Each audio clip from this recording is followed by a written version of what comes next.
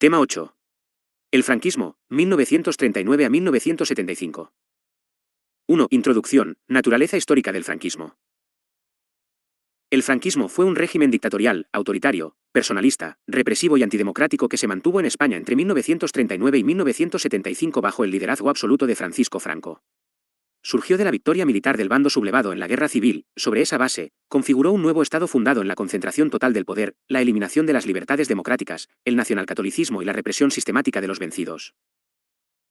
La dictadura no buscó en ningún momento la reconciliación, sino el sometimiento político y moral de la España republicana, perpetuando una lógica de vencedores y vencidos que estructuró la vida pública durante décadas. Franco acumuló simultáneamente todos los poderes del Estado, fue jefe del Estado, jefe del gobierno, generalísimo de los ejércitos y caudillo del Partido Único. La última decisión política, en cualquier ámbito, radicaba siempre en él. Conviene subrayar, frente a las lecturas más benévolas, como las de algunos autores que enfatizan la estabilidad institucional o el crecimiento económico posterior, que la historiografía académica mayoritaria caracteriza hoy el franquismo como una dictadura que ejerció una violencia sistemática y planificada.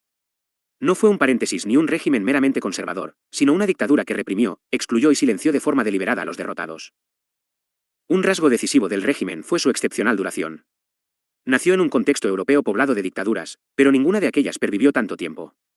Esta longevidad se explica sobre todo por su enorme capacidad de adaptación a los cambios del contexto internacional. La dictadura fue modificando sus alianzas, su lenguaje y sus apoyos, despojándose progresivamente de los elementos que resultaban perjudiciales para su supervivencia. Primero se alineó con las potencias fascistas, después, cuando se evidenció su derrota, se distanció de ellas. Finalmente, la Guerra Fría le ofreció una vía de integración internacional gracias a su anticomunismo y a la posición geoestratégica de España. Sin embargo, esa capacidad de adaptación nunca alteró su naturaleza esencial. El franquismo se caracterizó siempre por la represión, el inmovilismo político y la ausencia de democracia. 2. Periodización del régimen. La evolución del franquismo suele dividirse en dos grandes etapas, que a su vez admiten subdivisiones internas. El primer franquismo o posguerra, 1939 a 1959, comenzó con el final de la Guerra Civil y se desarrolló en una España arrasada desde el punto de vista económico, demográfico y emocional.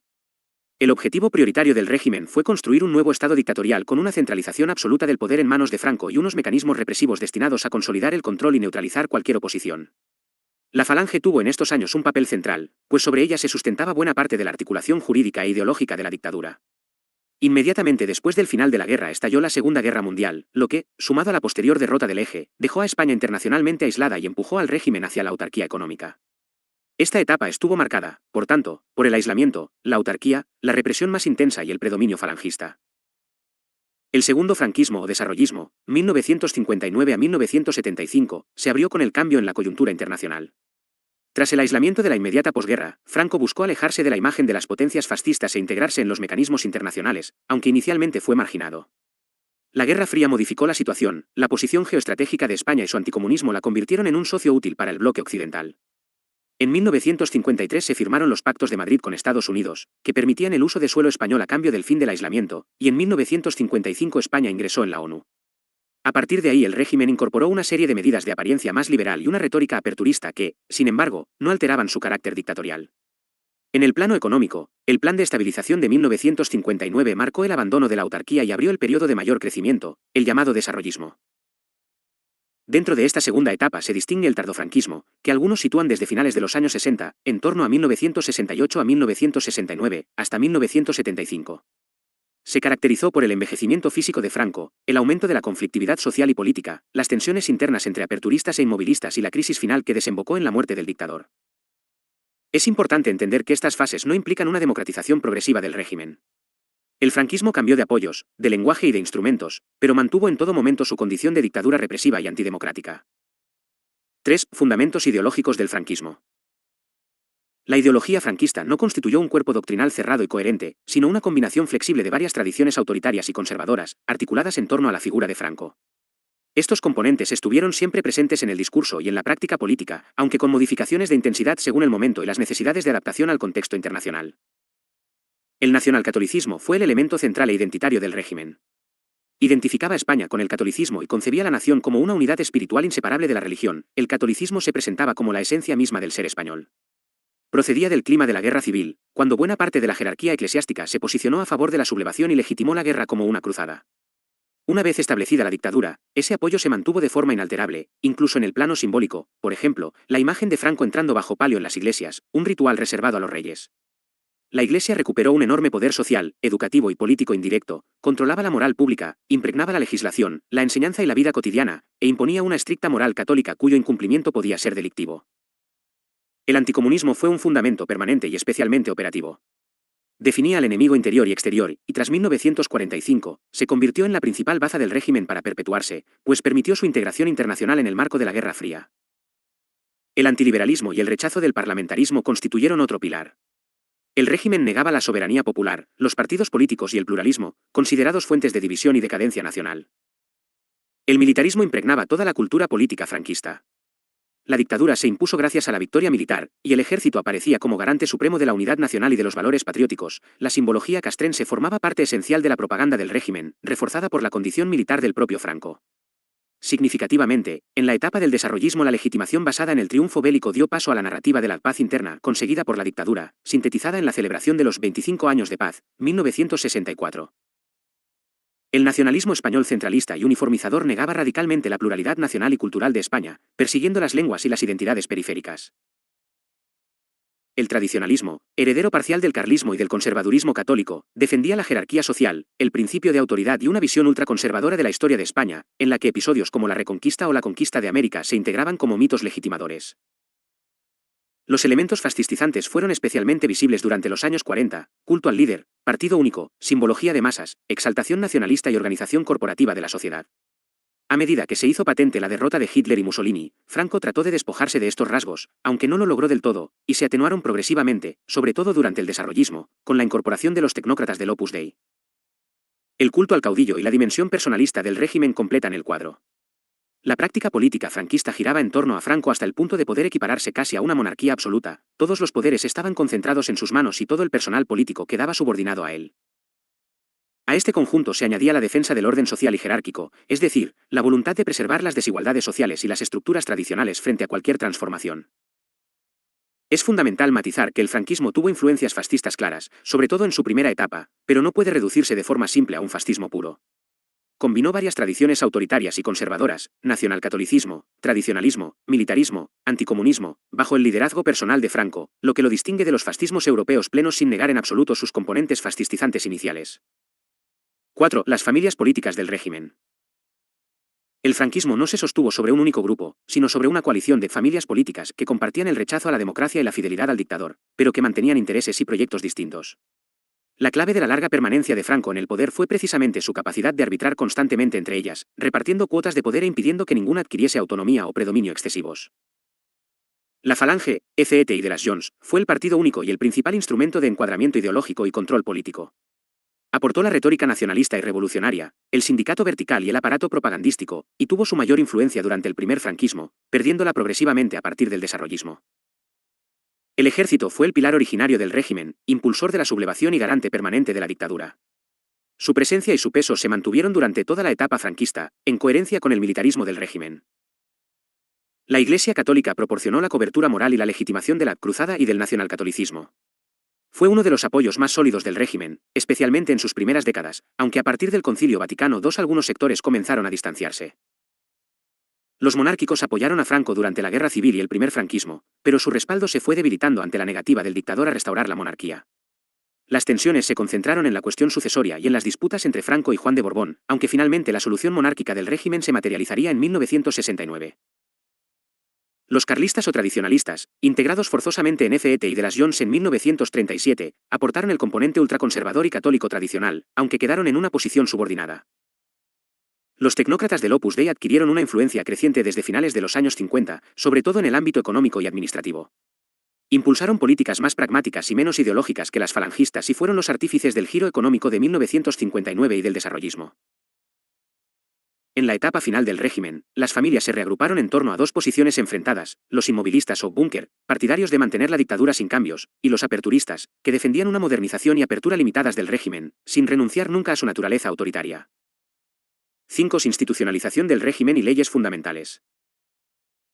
Aunque nunca existió una constitución democrática, el franquismo elaboró progresivamente un conjunto de normas básicas denominadas leyes fundamentales del reino, destinadas a dar apariencia institucional y legalidad al régimen sin alterar en absoluto su naturaleza dictatorial.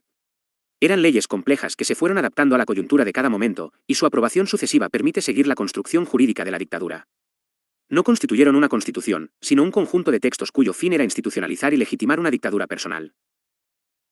El Fuero del Trabajo, 1938, promulgado en plena guerra civil, regulaba las relaciones laborales según principios corporativistas inspirados en el modelo fascista italiano. Prohibía el sindicalismo libre y el derecho de huelga, e instauraba un sindicato único controlado por el Estado y tutelado por Falange, convertido en instrumento para el control laboral de los trabajadores y para sentar las bases económicas del nuevo Estado. La Ley Constitutiva de las Cortes, 1942, creó unas Cortes franquistas sin soberanía real ni representación democrática, de carácter consultivo y corporativo.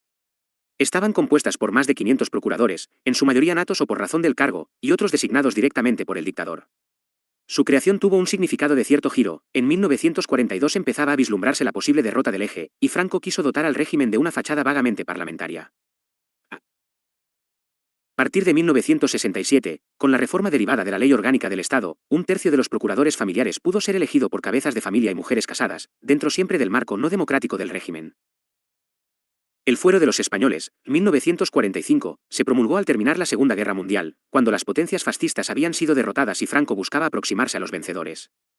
Enumeraba teóricamente ciertos derechos individuales, presentándose como una especie de declaración de derechos, pero en realidad subrayaba sobre todo los deberes de los españoles y el poder del Estado. Los derechos carecían de garantías efectivas y quedaban subordinados a los principios del régimen.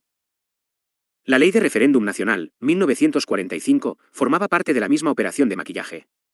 Permitía someter a consulta popular determinadas cuestiones de Estado, presentándolo como reconocimiento del sufragio, pero se trataba de referendos controlados desde arriba por la dictadura, sin garantías democráticas. La Ley de Sucesión en la Jefatura del Estado, 1947, definía a España como un reino y otorgaba a Franco la capacidad de designar a su sucesor a título de rey.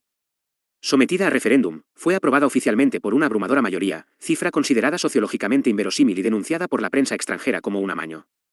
La ley consolidaba el poder personal de Franco y dejaba en sus manos la definición del futuro político de España tras su muerte. La Ley de Principios del Movimiento Nacional, 1958, sintetizaba oficialmente la ideología del régimen: unidad nacional, catolicismo, anticomunismo y obediencia al caudillo. Tuvo un carácter en cierto modo regresivo, pues reafirmaba el movimiento nacional como soporte político e institucionalizaba la obligación de todos los funcionarios, militares y guardias civiles de jurar sus principios. La Ley Orgánica del Estado fue aprobada en referéndum en 1966 y promulgada en 1967. Supuso una refundación legislativa que fusionaba y reorganizaba las leyes anteriores, con la voluntad de ofrecer una imagen más moderna ante las democracias occidentales en un momento en que España recibía turismo y había roto el aislamiento. Eliminó simbólicamente algunos de los elementos más anacrónicos de carácter totalitario o fascista, pero no alteró el carácter dictatorial del régimen. Su novedad más relevante fue la separación de la jefatura del Estado y la presidencia del gobierno, aunque esta separación no se haría efectiva hasta 1973, muy condicionada por el deterioro físico del propio Franco. 6. La democracia orgánica. El régimen rechazaba el parlamentarismo liberal y los partidos políticos y defendía, como fórmula propia, la llamada democracia orgánica. Es fundamental comprender que no se trataba de una democracia real, sino de una fórmula de legitimación destinada a disfrazar el carácter dictatorial del régimen y a ofrecer al exterior, sobre todo a partir de 1959, una imagen de normalidad semejante a la de las democracias occidentales. Según esta teoría, la representación política no debía basarse en partidos, considerados fuente de división, sino en las entidades naturales de la sociedad, la familia, el municipio y el sindicato. A través de estos tres cauces orgánicos se canalizaba una supuesta participación, mientras se excluía cualquier pluralismo, se eliminaba la soberanía popular y se mantenía el monopolio político del partido único, FET y de las Jones. El sindicato vertical encuadraba obligatoriamente a empresarios y trabajadores en una misma estructura controlada por el Estado, suprimiendo la libertad sindical y el derecho de huelga.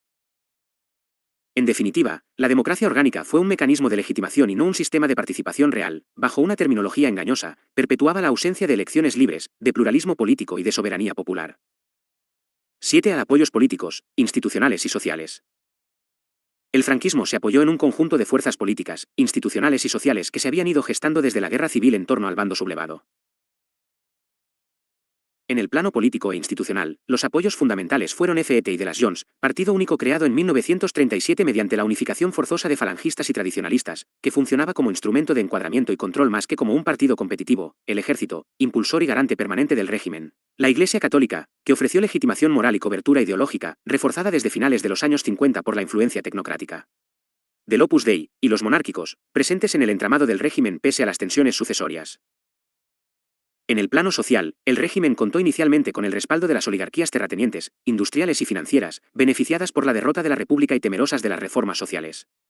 Las clases medias urbanas lo apoyaron parcialmente por miedo al conflicto social y por el deseo de estabilidad tras la guerra. Con el tiempo, y sobre todo durante el desarrollismo, surgió el llamado franquismo sociológico, amplios sectores sociales despolitizados que aceptaban la dictadura por costumbre, por la estabilidad o por la mejora económica. Es imprescindible matizar que este apoyo social no equivalía a una adhesión democrática ni legitimaba el régimen. El consentimiento pasivo de buena parte de la población fue el resultado de una combinación de represión, miedo, desmovilización forzada, ausencia de alternativas, y en la etapa final, mejora material. La estabilidad y el crecimiento no convirtieron al franquismo en un régimen legítimo desde el punto de vista democrático, pues seguían faltando libertades, pluralismo y soberanía popular. 8. Represión y control político. La represión no fue un fenómeno coyuntural ni limitado a la inmediata posguerra, sino uno de los pilares estructurales y permanentes del nuevo Estado. A medida que el bando sublevado avanzaba durante la guerra, intensificaba la represión en los territorios que ocupaba, y esa violencia, una vez ganada la guerra, se extendió a toda España de forma sistemática. No se trató de una violencia improvisada o excepcional, sino de una política deliberada y planificada, destinada a eliminar físicamente, marginar socialmente y humillar moralmente a los vencidos, perpetuando así la lógica de vencedores y vencidos. Miles de personas fueron ejecutadas, encarceladas, depuradas o forzadas al exilio por su vinculación, real o supuesta, con la República. La represión adoptó múltiples formas. Los consejos de guerra juzgaron sumarísimamente a miles de personas, muchas de ellas condenadas a muerte o a largas penas de prisión por su actividad política o sindical anterior. Las cárceles se llenaron y se crearon campos de concentración y batallones de trabajadores.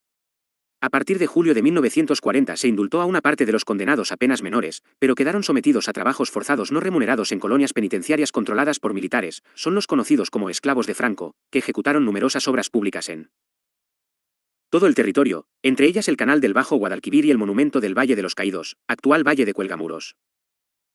A la represión penal se añadió una amplísima depuración de la administración y del Estado en todos sus niveles. El objetivo era apartar a cualquier persona sospechosa de simpatía con la causa republicana que ocupara un puesto en la administración civil o en el ejército. Miles de funcionarios, entre ellos numerosos maestros, considerados especialmente peligrosos por su papel en la formación de las nuevas generaciones, fueron sancionados con la pérdida de su empleo y, por tanto, de su salario. La represión tuvo también una dimensión económica, se incautaron y expropiaron locales y propiedades vinculados a partidos, sindicatos y organizaciones republicanas, que pasaron a manos del Estado, junto con los archivos sindicales. Muchas familias quedaron arruinadas y estigmatizadas durante generaciones. El armazón jurídico de la represión se sostuvo en un conjunto de leyes específicas. La Ley de Responsabilidades Políticas, 1939, permitía castigar de forma retroactiva a cualquier persona vinculada con la República desde octubre de 1934. Bajo esta norma se juzgó a quienes habían pertenecido a partidos, sindicatos o asociaciones de izquierda, con sanciones que incluían la confiscación de bienes, multas, inhabilitación profesional, prisión o pena de muerte. La Ley de Represión de la Masonería y el Comunismo, 1940, tipificaba como delito la pertenencia a la masonería y al comunismo, presentados por la propaganda del régimen como los grandes enemigos conspirativos de España, y permitía perseguir a un amplísimo espectro de personas por sus ideas o vínculos. La legislación militar sobre delitos políticos sometió durante décadas numerosas conductas de oposición a la jurisdicción castrense, mucho más expeditiva y severa.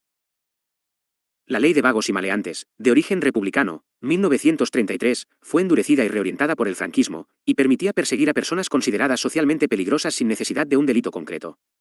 Su reforma de 1954 incorporó expresamente la persecución de la homosexualidad, convirtiendo la moral nacional católica en criterio represivo.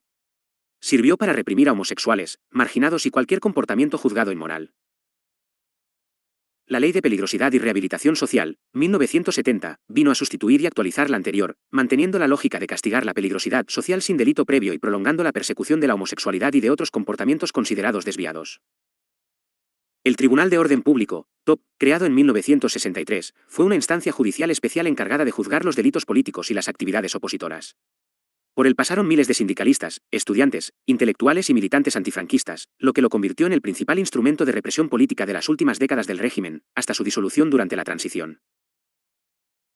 Debe insistirse en que la represión se mantuvo durante toda la dictadura, aunque variaran su intensidad y sus formas, fue más sangrienta y masiva en la posguerra y adoptó después modalidades más administrativas y judiciales, pero nunca desapareció, como muestran los estados de excepción, los consejos de guerra y las ejecuciones del tardofranquismo. 9. Propaganda, censura y adoctrinamiento. Junto a la represión directa, el régimen desplegó un amplio aparato de propaganda, censura y adoctrinamiento destinado tanto al control social como a la legitimación de la dictadura. La censura fue un elemento central del sistema. La Ley de Prensa de 1938, obra de Ramón Serrano Súñer, estableció un control absoluto sobre periódicos, libros, radio, teatro y cine, sometiendo toda publicación a censura previa. El Estado controlaba completamente la información, de modo que solo podía difundirse una visión oficial basada en el nacionalismo español, el catolicismo y la exaltación de Franco. La censura afectó también a imágenes, fotografías y carteles, y se ejercía a través de organismos como la Delegación del Estado para Prensa y Propaganda y, más tarde, el Ministerio de Información y Turismo. Un instrumento característico fue el nodo, Noticiarios y Documentales, creado en 1942, cuya proyección era obligatoria en los cines antes de cada película. Funcionó como herramienta propagandística del régimen hasta los años 70 y, aunque evolucionó con el tiempo, nunca dejó de servir a la difusión de la versión oficial de la realidad. La propaganda construyó un poderoso culto al caudillo y al régimen. Uno de sus grandes ejes simbólicos fue el culto a los caídos. Los muertos del bando franquista eran exaltados como mártires de la Cruzada, mientras las víctimas republicanas eran silenciadas o criminalizadas. Monumentos, ceremonias religiosas y rituales públicos mantenían viva la memoria oficial de la victoria. Su máxima expresión fue el Valle de los Caídos, actual Valle de Cuelgamuros, construido en parte mediante el trabajo forzado de presos republicanos. Esta narrativa coexistió más tarde con la de los 25 años de paz, que pretendía legitimar el régimen presentándolo como garante de la estabilidad.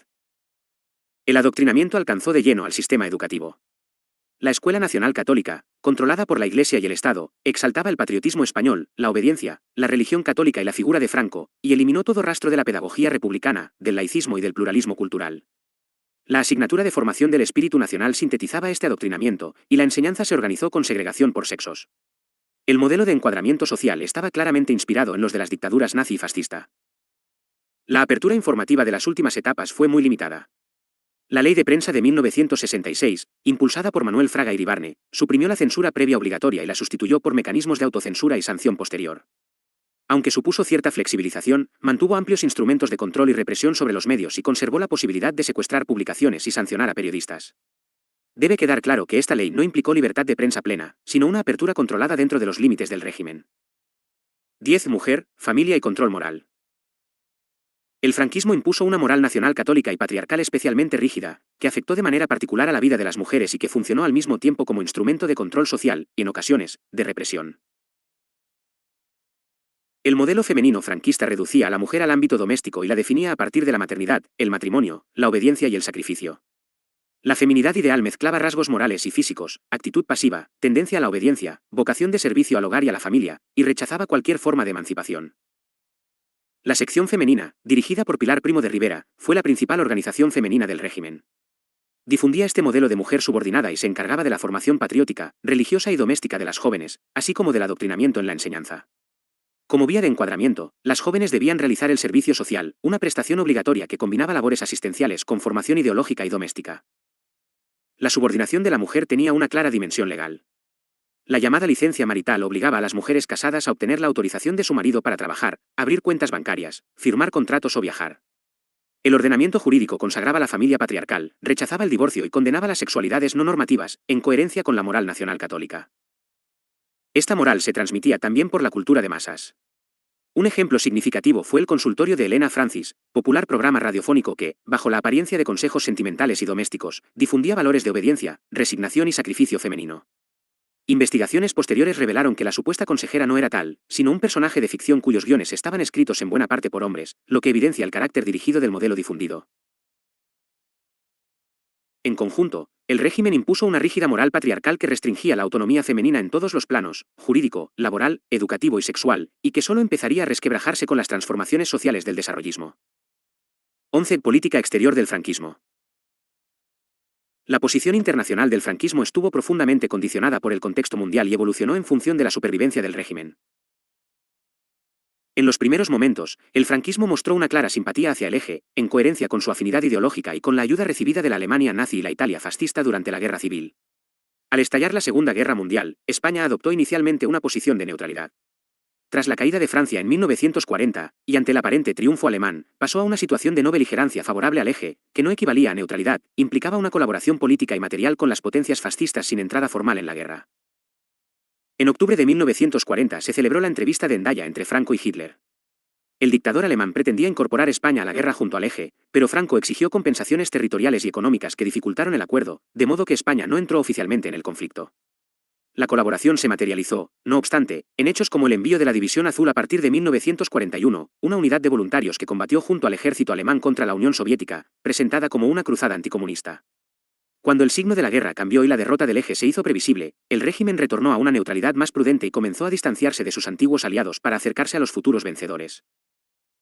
Tras la derrota del fascismo europeo, el franquismo quedó internacionalmente aislado entre 1945 y 1950.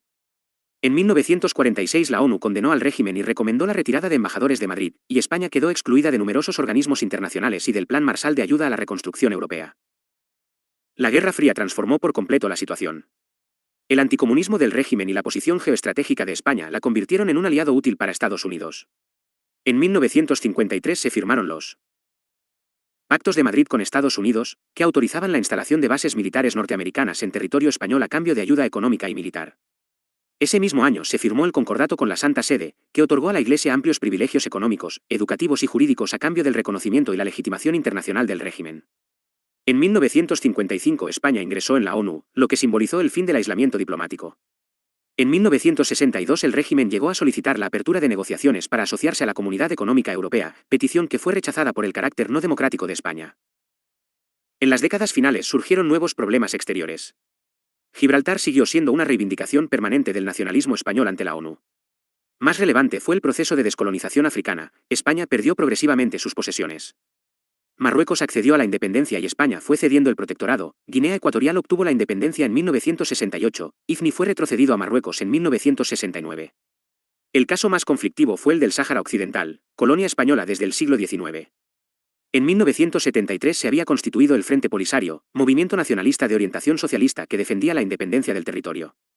En 1975, mientras Franco agonizaba, Marruecos organizó la Marcha Verde, una movilización masiva de civiles hacia el Sáhara para presionar a España.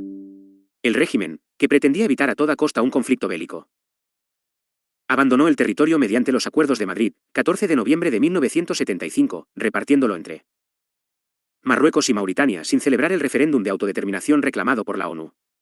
El Frente Polisario proclamó entonces la República Árabe Saharaui Democrática e inició una larga guerra contra Marruecos, en un conflicto que se prolonga hasta hoy. 12. La economía del primer franquismo, autarquía y posguerra. La política económica del primer franquismo estuvo dominada por la autarquía, modelo que se prolongó durante aproximadamente 2 décadas, 1939 a 1959. La autarquía pretendía alcanzar la autosuficiencia económica nacional minimizando la dependencia exterior, y respondía a una doble lógica: por un lado, la situación de partida, la destrucción provocada por la guerra civil y el aislamiento internacional de la posguerra; por otro, una opción ideológica e intervencionista, inspirada parcialmente en las experiencias fascistas europeas. No fue, por tanto, una simple consecuencia inevitable de la guerra, sino también una decisión política deliberada. El Estado intervino masivamente en la economía, controlaba precios, producción, comercio exterior y distribución de productos básicos, y creó numerosos organismos de supervisión. Uno de sus pilares fue el Instituto Nacional de Industria, INI, creado en 1941 para impulsar mediante empresas públicas los sectores estratégicos y la producción de bienes de equipo, fomentando una industria de carácter nacional. En la misma línea de control estatal se nacionalizó la red ferroviaria con la creación de Renfe. La autarquía resultó un fracaso económico de enormes dimensiones. España carecía de recursos suficientes para sostener un modelo cerrado, y la fijación arbitraria de precios desincentivó la producción y agravó el desabastecimiento. Sus consecuencias fueron dramáticas. Se produjo una escasez generalizada de productos básicos que obligó a implantar un sistema de racionamiento mediante cartillas, vigente hasta 1952 y convertido en símbolo de la miseria de la posguerra. Son los llamados años del hambre y del pan negro, denominación que alude a la sustitución del trigo, escaso, por otros cereales como el centeno, marcados por la desnutrición crónica de amplios sectores populares. El control estatal y la escasez generaron un extenso mercado negro o extraperlo, del que dependían muchas familias para sobrevivir y con el que numerosos especuladores se enriquecieron vendiendo alimentos a precios elevados. La dureza social se intentó paliar parcialmente con organismos como Auxilio Social, que combinaba la beneficencia asistencial con el adoctrinamiento ideológico. Todo ello se desarrolló en un marco de represión laboral que eliminó los derechos obreros, prohibió la libertad sindical y la huelga y mantuvo salarios muy bajos, favoreciendo la acumulación de capital por parte de los sectores empresariales próximos al régimen y agravando las desigualdades sociales. 13. El Plan de Estabilización de 1959. El gran punto de inflexión de la economía franquista fue el Plan de Estabilización de 1959, diseñado por los tecnócratas vinculados al Opus Dei que Franco había ido incorporando al gobierno a finales de los años 50. El plan suponía el abandono progresivo del modelo autárquico y tenía como objetivo modernizar la economía española e integrarla en los mercados internacionales. Sus medidas principales fueron la liberalización de la actividad económica, la reducción del intervencionismo estatal y la apertura al exterior. Para corregir los graves desequilibrios, una balanza comercial muy descompensada y una grave escasez de divisas y reservas, se devaluó la peseta, se redujo el gasto público y el déficit, se eliminaron obstáculos a la entrada de mercancías y se facilitaron las inversiones extranjeras, con el apoyo de préstamos de organismos internacionales. A corto plazo, el plan provocó dificultades sociales, un aumento del desempleo y una contracción inicial de la actividad. Sin embargo, sentó las bases del gran crecimiento económico de la década siguiente, al estabilizar la economía y abrirla a los capitales, la tecnología y los mercados exteriores. 14. Desarrollismo y transformaciones económicas. A partir de 1960 se abrió la etapa del desarrollismo, uno de los periodos de mayor crecimiento de la historia contemporánea española, que la propaganda denominó milagro económico español y que llegó a alcanzar tasas de crecimiento próximas al 7% anual. Sus bases fueron múltiples y combinadas. El protagonismo correspondió a los tecnócratas del Opus Dei, que impulsaron políticas económicas más pragmáticas y menos ideológicas que las falangistas. Su principal instrumento fueron los planes de desarrollo, planes cuatrienales elaborados a partir de 1962 a 1964 bajo la dirección del ministro Laureano López Rodó, destinados a modernizar infraestructuras, coordinar la inversión estatal y privada e industrializar determinadas regiones mediante los llamados polos de desarrollo, concebidos para impulsar el tejido industrial en áreas atrasadas pero con potencial económico. El turismo se convirtió en uno de los grandes motores del crecimiento. Millones de europeos visitaban las costas españolas atraídos por el clima y los bajos precios, lo que aportaba divisas decisivas para equilibrar la balanza de pagos y transformaba profundamente el litoral y los archipiélagos. La llegada masiva de capital extranjero y de nueva tecnología y maquinaria impulsó la industrialización y la productividad. Surgieron o se reforzaron polos industriales en Madrid, Barcelona, Bilbao, Valencia, Valladolid, Burgos, Vigo, El Ferrol, Sevilla, Cádiz y Huelva, entre otros, y se expandieron sectores como el automóvil, la construcción, la siderurgia y los electrodomésticos. La emigración exterior fue otro pilar fundamental. En torno a 1.300.000 españoles, cerca del 10% de la población activa, emigraron a Francia, Alemania, Suiza o Bélgica en busca de mejores salarios. Sus remesas contribuyeron a equilibrar la balanza de pagos, y la propia emigración funcionó como válvula de escape que reducía las tensiones sociales y las cifras de paro. Estas transformaciones provocaron enormes movimientos migratorios internos. En torno a 4 millones de personas se desplazaron entre 1962 y 1973 desde las regiones rurales del interior, Castilla, Galicia, Extremadura, Andalucía, hacia las zonas industriales y urbanas, sobre todo el País Vasco, Cataluña y Madrid. El éxodo rural dejó muchos pueblos envejecidos y despoblados mientras crecían rápidamente las grandes áreas metropolitanas. En el campo, la mecanización y la orientación al mercado sustituyeron las técnicas tradicionales y redujeron la necesidad de mano de obra, acelerando el éxodo. La concentración parcelaria intentó modernizar las estructuras agrarias agrupando las pequeñas propiedades dispersas, con resultados desiguales. El desarrollismo tuvo, sin embargo, importantes límites estructurales. Existía una fuerte dependencia del exterior, tanto en capital e inversiones como en tecnología, importaciones y energía, en particular el petróleo. Persistían graves desequilibrios regionales entre las zonas industriales y turísticas y las regiones rurales del interior, así como notables desigualdades sociales y laborales. El mercado financiero estaba poco desarrollado, la creación de empleo era insuficiente, compensada en parte por la emigración, y la inflación era elevada. A partir de los años 70, estos problemas se agravaron con la crisis internacional del petróleo de 1973, que golpeó de lleno a una economía tan dependiente del exterior y marcó el final del ciclo de crecimiento acelerado. 15. Transformaciones sociales y culturales. El crecimiento económico del desarrollismo provocó profundos cambios sociales y culturales que, de forma paradójica, terminarían erosionando las bases mismas del régimen que los había hecho posibles. La España de finales de los años 60 y principios de los 70 era una sociedad muy distinta de la posguerra. El cambio más visible fue la aparición de una sociedad de consumo, en consonancia con el panorama de la Europa occidental. Se generalizaron bienes antes inaccesibles para amplias capas de la población, el frigorífico, la televisión, la radio, los electrodomésticos, y como símbolos de la época, el automóvil utilitario, el Seat 600, y las motocicletas. La televisión, en particular, se convirtió en un poderoso agente de transformación de costumbres y mentalidades. La expansión educativa fue otro factor decisivo. La Ley General de Educación de 1970, impulsada por el ministro José Luis Villar Palasí, amplió la escolarización, aumentó la inversión educativa, modernizó parcialmente el sistema y contribuyó a reducir el analfabetismo. El acceso de más jóvenes a la enseñanza secundaria y universitaria tendría consecuencias políticas importantes, pues la universidad se convirtió en uno de los focos más activos de oposición. El contacto con el exterior, a través del turismo y de la emigración, introdujo nuevas costumbres, modas, ideas y mentalidades europeas que chocaban frontalmente con el conservadurismo oficial y con la rígida moral nacional católica. La llegada de millones de turistas y el retorno de los emigrantes difundieron formas de vida más abiertas. Episodios menores en apariencia, como la difusión del bikini en las playas, simbolizaron esa transformación de las costumbres. La situación de las mujeres también empezó a cambiar. Pese a la persistencia de fuertes discriminaciones legales, muchas mujeres se incorporaron al trabajo asalariado y accedieron a mayores niveles educativos, lo que inició una lenta emancipación, una mentalidad más liberal y la quiebra progresiva de los roles tradicionales impuestos por el régimen. Por último, se produjo una renovación de sectores de la Iglesia Católica bajo la influencia del Concilio Vaticano II, 1962 a 1965, que defendió la libertad religiosa y la apertura de la Iglesia al mundo contemporáneo.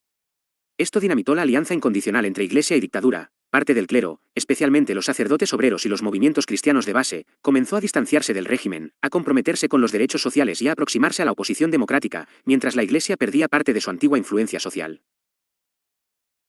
En conjunto, estos cambios sociales y culturales erosionaron la base cultural e ideológica del franquismo. Una sociedad más urbana, educada, consumista y abierta al exterior resultaba cada vez más difícil de encuadrar en los moldes del nacionalcatolicismo y de la democracia orgánica. 16. Oposición interior y exterior. Pese a la intensidad de la represión, siempre existió oposición al franquismo, tanto dentro como fuera de España, aunque su naturaleza, su fuerza y sus protagonistas variaron a lo largo del tiempo. Es importante no confundir las distintas formas de oposición ni equiparar las figuras simbólicas o exiliadas con la oposición activa en el interior. La oposición exterior estuvo formada por el amplio exilio republicano. Tras la guerra, cerca de 400.000 españoles huyeron, sobre todo a Francia, desde donde muchos se dispersaron hacia México y otros países de América Latina, o hacia la URSS. México destacó por su decidido apoyo a la causa republicana y por la acogida de numerosos exiliados.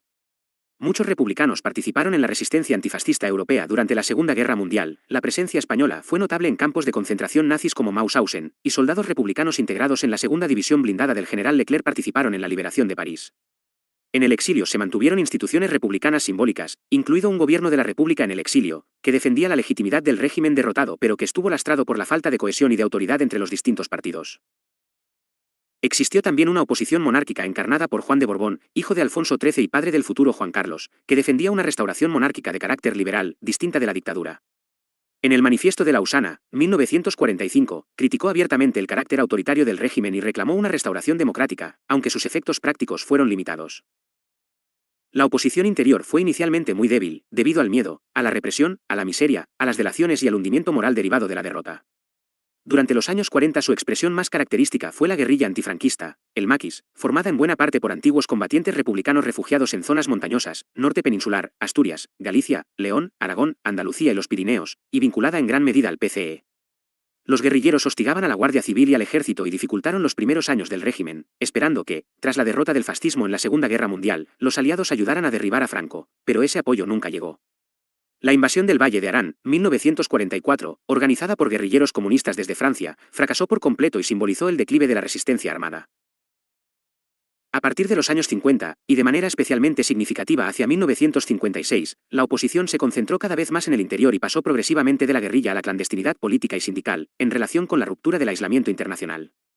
El Partido Comunista de España, PCE, dirigido desde el exilio, se convirtió en la principal fuerza opositora interior gracias a su disciplina organizativa y a su capacidad de infiltración en fábricas, universidades y movimientos sociales, aunque siempre dentro de los límites impuestos por la dura represión. El PSOE sobrevivió con mucha mayor debilidad durante las primeras décadas y solo se renovaría con fuerza en la etapa final. La CNT, anarcosindicalista, quedó profundamente destruida tras la guerra y nunca recuperó su influencia anterior. A medida que avanzaba el desarrollismo, el peso real de la oposición interior recayó cada vez más sobre los movimientos sociales. El movimiento obrero encontró su principal cauce en las comisiones obreras, que surgieron aprovechando la propia estructura del sindicato vertical para coordinar a los trabajadores y que estuvieron muy vinculadas al PCE y a sectores cristianos progresistas, se convirtieron en el principal movimiento sindical clandestino, organizando huelgas y movilizaciones. A ellas se sumaron un movimiento estudiantil universitario cada vez más activo, que quebró el monopolio del falangista SEU, Sindicato Español Universitario, de afiliación obligatoria, y un creciente movimiento vecinal en los barrios de las grandes ciudades. Los nacionalismos periféricos actuaron también en la clandestinidad. En Cataluña sobrevivieron redes culturales y políticas catalanistas. En el País Vasco, el nacionalismo evolucionó hacia formas más radicales. En 1959 surgió ETA, inicialmente como organización juvenil nacionalista vasca opuesta tanto al franquismo como al conservadurismo del PNV, que con el tiempo derivó hacia posiciones independentistas revolucionarias y recurrió a la violencia armada y al terrorismo. Finalmente, la oposición se extendió a sectores que antes habían formado parte del entramado del régimen o que le eran afines, sectores cristianos críticos, influidos por el Concilio Vaticano II, e incluso grupos democráticos dentro del propio ejército, como la Unión Militar Democrática, UMD, creada en los años finales del franquismo. 17. Tardofranquismo y crisis final del régimen. El tardofranquismo, que se prolonga aproximadamente desde finales de los años 60 hasta 1975, estuvo marcado por el envejecimiento y la enfermedad de Franco y por la creciente incertidumbre sobre el futuro del régimen tras su muerte. La gran pregunta política del periodo era si la dictadura sobreviviría al dictador o si España se convertiría en una democracia equiparable a las europeas. En el interior del régimen se hicieron cada vez más visibles las tensiones entre dos posiciones. Los inmovilistas, después conocidos como el búnker, defendían el mantenimiento de la dictadura sin modificaciones. Los aperturistas optaban por una modernización y apertura limitadas, sin renunciar al carácter autoritario del régimen. Dos figuras resultaron decisivas. Luis Carrero Blanco, principal colaborador de Franco y representante del franquismo más autoritario e inmovilista, tenía como objetivo garantizar la supervivencia de la dictadura tras la muerte del dictador, fue nombrado presidente del gobierno en 1973, y su política se caracterizó por la dureza represiva, la violencia policial y la aplicación del Código Militar. Manuel Fraga Iribarne, impulsor de la Ley de Prensa de 1966, representaba en cambio a un sector aperturista limitado. En el plano institucional, la Ley Orgánica del Estado, aprobada en referéndum en 1966 y promulgada en 1967, trató de modernizar la imagen del régimen y previó la separación de la jefatura del Estado y la presidencia del gobierno. En 1969, Franco designó oficialmente como sucesor, a título de rey, al príncipe Juan Carlos de Borbón, garantizando así la continuidad monárquica del régimen. Ese mismo año estalló el caso Matesa, un gran escándalo de corrupción empresarial y financiera que dañó la imagen del régimen y evidenció las divisiones internas entre las familias franquistas, especialmente entre tecnócratas, falangistas e inmovilistas. La conflictividad política se intensificó. El proceso de Burgos, 1970, un consejo de guerra contra militantes de ETA, generó una enorme repercusión internacional y movilizaciones de protesta, mostrando la creciente oposición al régimen, que respondía con frecuencia mediante estados de excepción que suspendían derechos y reforzaban la represión policial. En este clima de endurecimiento represivo irrumpió con fuerza el terrorismo como factor político. El acontecimiento más traumático para el régimen fue el asesinato de Carrero Blanco por ETA en diciembre de 1973. La espectacular explosión que acabó con su vida en Madrid eliminó al principal garante de la continuidad política del franquismo y aceleró enormemente la crisis interna del régimen. Le sucedió en la presidencia del gobierno Carlos Arias Navarro, cuyo mandato osciló entre tímidos gestos aperturistas y la represión, sin lograr estabilizar la situación. Paralelamente, la oposición se reforzó y empezó a coordinarse. En 1974 se crearon importantes plataformas unitarias, la Junta Democrática, impulsada por el PCE, y la Plataforma de Convergencia Democrática, vinculada al PSOE, que poco después confluirían en la llamada Plata-Junta, Coordinación Democrática. El propio PSOE se renovó bajo dirigentes más jóvenes como Felipe González, a partir del Congreso de Suresnes, 1974. Junto a comisiones obreras, el PCE y el PSOE, la oposición incluía al movimiento estudiantil, a sectores de la Iglesia, a la UMD dentro del ejército y a las organizaciones armadas. ETA intensificó su actividad y apareció también el Grapo, de extrema izquierda. La crisis final se vio agravada por la coincidencia de varios factores: el deterioro físico de Franco, la crisis económica internacional desencadenada por el alza del petróleo de 1973, el crecimiento imparable de la oposición y la presión internacional. En septiembre de 1975, el régimen llevó a cabo las últimas ejecuciones, el fusilamiento de 5 militantes del FRAP y de ETA, que provocaron una enorme condena internacional, peticiones de clemencia e importantes movilizaciones de solidaridad en el exterior. Casi simultáneamente estalló la crisis del Sáhara Occidental con la Marcha Verde. Finalmente, el 20 de noviembre de 1975 murió Francisco Franco, tras casi 40 años de dictadura. 2 días después, el 22 de noviembre de 1975, Juan Carlos de Borbón fue proclamado rey como Juan Carlos I. A la muerte del dictador se abría un periodo incierto, en el que coexistían el temor a una involución autoritaria y las expectativas de democratización, y que daría paso al proceso de la transición. 18. Balance histórico del franquismo. El franquismo fue una dictadura nacida de la victoria militar en la Guerra Civil, que durante casi 4 décadas concentró el poder en la figura de Francisco Franco y suprimió las libertades democráticas, el pluralismo político y la soberanía popular. Su rasgo más constante fue la represión sistemática de los vencidos y de toda forma de oposición, ejercida a través de un completo aparato judicial, policial, penitenciario y legislativo que no desapareció en ningún momento, aunque variaran su intensidad y sus formas. A lo largo de su existencia, el régimen demostró una notable capacidad de adaptación. Modificó sus alianzas internacionales, del alineamiento inicial con el eje al aislamiento de posguerra y, después, a la integración favorecida por la Guerra Fría y por la relación con Estados Unidos y la ONU, cambió de apoyos y de lenguaje, y atenuó sus rasgos fascistizantes iniciales en favor de fórmulas nacional-católicas y tecnocráticas. Sin embargo, esta evolución nunca supuso una democratización, la democracia orgánica siguió siendo una fórmula de legitimación, no un sistema representativo real, y el régimen conservó su naturaleza dictatorial hasta el final. En el terreno económico, el franquismo pasó del fracaso de la autarquía y de los años del hambre al crecimiento acelerado del desarrollismo a partir de 1959, un crecimiento tardío y dependiente del exterior que generó importantes desequilibrios regionales y sociales y que se vio truncado por la crisis de 1973. Ese mismo desarrollo económico impulsó transformaciones sociales y culturales, sociedad de consumo, expansión educativa, cambios en la situación de la mujer, apertura al exterior, renovación de parte de la Iglesia, que terminaron erosionando las bases ideológicas del propio régimen. La combinación de la crisis política del tardofranquismo, el crecimiento de una oposición cada vez más amplia y organizada, las transformaciones sociales y la propia muerte del dictador hizo inviable la continuidad plena del régimen. El franquismo no pudo perpetuarse sin Franco, su desaparición abrió el proceso de la transición hacia la democracia, evidenciando que una dictadura personalista, por larga y estable que hubiera sido, carecía de una legitimidad y de unas estructuras capaces de sobrevivir a su fundador en una sociedad ya profundamente transformada.